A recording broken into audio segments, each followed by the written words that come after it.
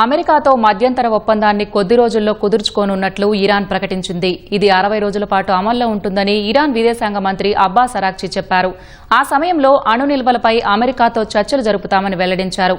తమపై ఉన్న ఆర్థిక ఆంక్షల ఎత్తివేతపైన చర్చిస్తామని వివరించారు. అటు ఇరాన్తో ఒప్పందం 80 నుంచి 85% కుదిరే అవకాశం ఉందని అమెరికా వెల్లడించింది.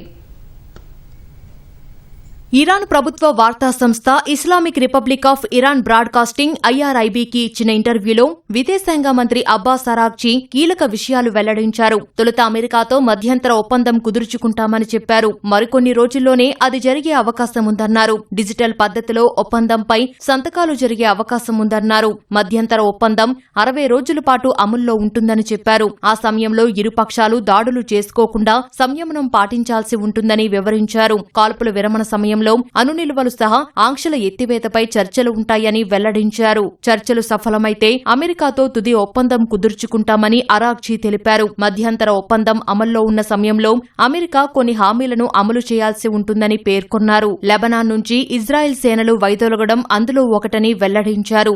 ఒప్పంద పత్రంలోని నిబంధనలను నెరవేర్చకపోతే తుది ఒప్పందంపై సంతకం చేయబోమని ఆయన స్పష్టం చేశారు. అమెరికాతో తుది ఒప్పందం విషయంలో నేషనల్ సెక్యూరిటీ కౌన్సిల్లో చర్చించి నిర్ణయం తీసుకుంటామని అరాగ్చి వెల్లడించారు.